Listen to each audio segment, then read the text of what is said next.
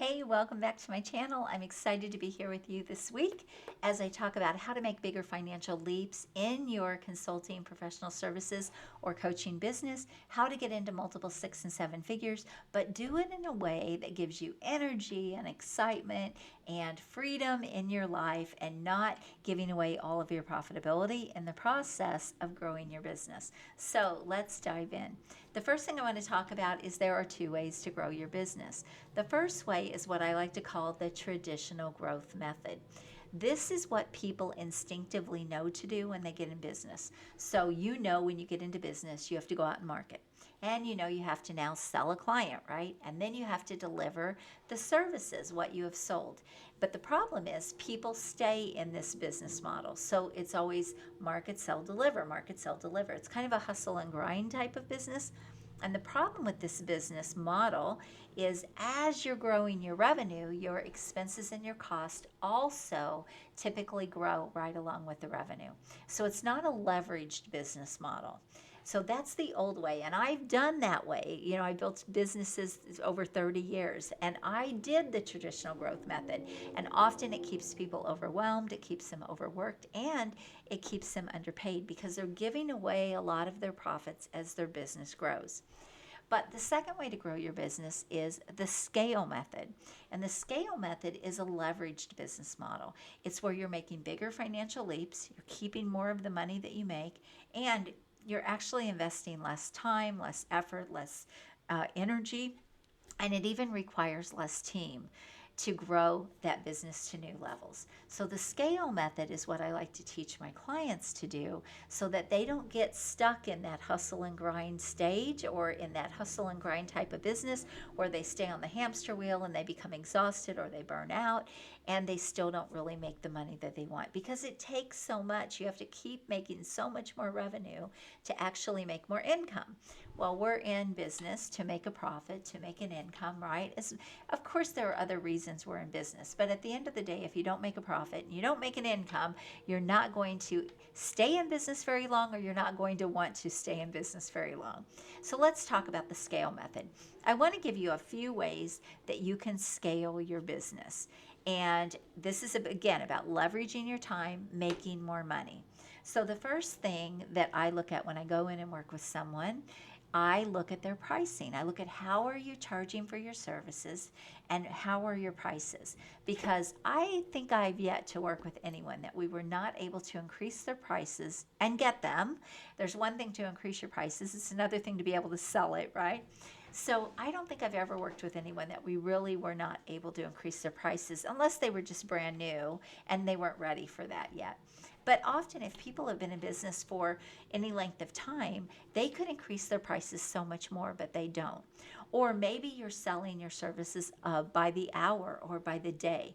That's sort of a time for money model that isn't going to serve you in your business. It certainly isn't going to scale you because that means if you want to make more money, you've got to devote more time, right?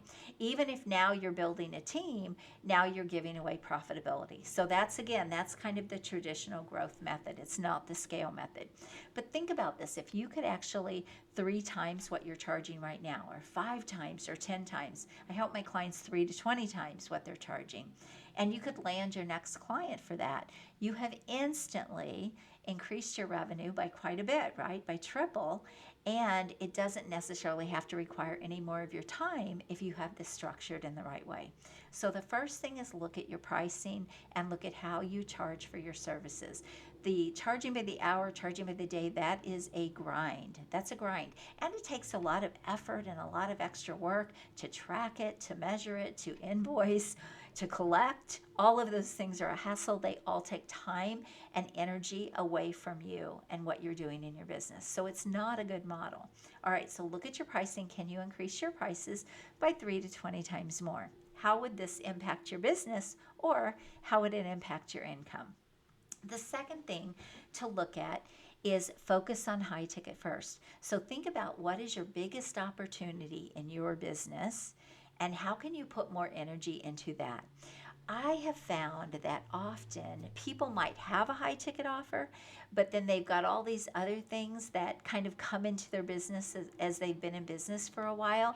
And the next thing they know, they've sort of fallen into this trap of selling low ticket without even sometimes really realizing that they're doing that. Subconsciously, you want to go the path of least resistance. And so in our minds, we think the path of least resistance is the cheapest price, right? It's the thing that people can easily say yes to. But the fact is, that's not the path of least resistance. It just appears to be. It might make it seem like it's easier to make sales, but it takes so many more people. Again, it's kind of based on the whole volume thing. But if you could put all of your energy into your biggest opportunity, into your highest ticket service, and you could sell that over and over and over again, and you could make good profitability from it, you could become very efficient at selling that, at delivering that, which is going to bring me to my next point, creating a rinse and repeat business. But more importantly, your revenue is going to grow because now you're selling that high ticket thing over and over and over again, which is going to move you faster than selling the low ticket stuff.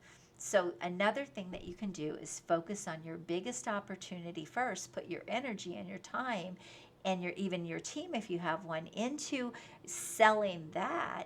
And again, make sure it's profitable, make sure it's leveraged your time. But if that's the case, sell that. And then everything else can be a downsell. So if you don't sell your big thing, now you can downsell people. So focus on high first, not low. I see a lot of people focusing on low ticket and then trying to get people to buy into their high ticket stuff. And it's much easier to sell high and then offer them low if they're not in the place yet where they can afford the high ticket. So just a flip of what I like to call the value ladder. All right, the third thing is look at everything that you offer right now, and are there things that take your time but they don't make you a lot of money? Maybe the profitability is not there, maybe even the revenue is not there, and is there a way to shift your focus and focus on the things that are going to make you the most amount of money?